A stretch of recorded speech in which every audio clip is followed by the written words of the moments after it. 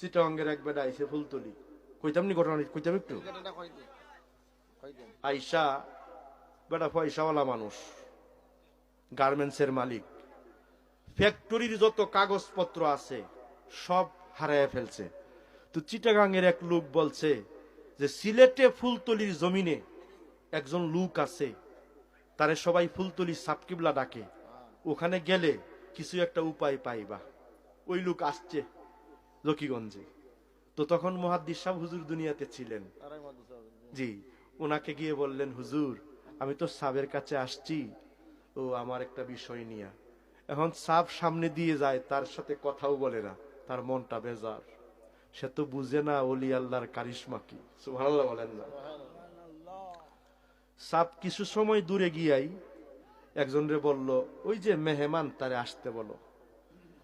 মেহমান গিয়ে বলল, সাব গার্মেন্টস ফ্যাক্টরি বাসাবাড়ির যত ডকুমেন্ট ছিল সব হারিয়ে গেছে। সাব বলে, আমি কি এগুলা নিছি নাকি? সুবহানাল্লাহ কইতেন না?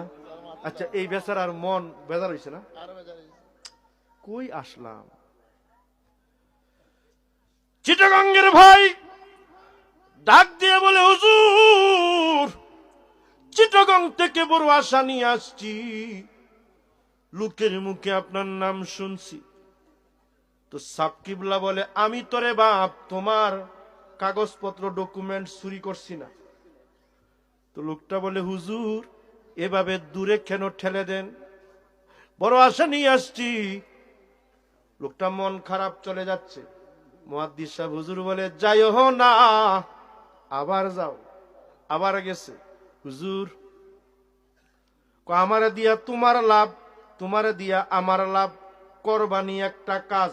সুবহানাল্লাহ বলেন। কই কি? তোমার কাগজপত্র যেহেতু আমি নিছি না, দেওয়ার অধিকারও আমি রাখি না। আচ্ছা, লোকটা আরো ডরাইতেছে না? আরো করে, চিটাগাঙ্গের ভাই তোমার কাগজপত্র ডকুমেন্ট আমি নিছি না, সুতরাং এগুলো ফিরাইয়া দেওয়ার দায়িত্ব আমার না। তবে আমার একটা কাজ করবানি, তুমি অনেক ধনী মানুষ। বলে, কি?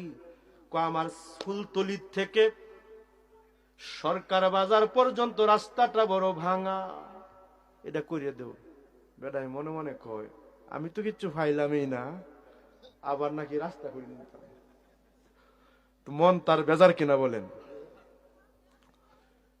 মনে মনে কয়, না যদি করি তো রাগ করব, হ্যাঁ কইলে অসুবিধা কি, দিতাম না। মনে মনে নিয়ত, আচ্ছা সাপ দিমনে। তো সাপ কয়,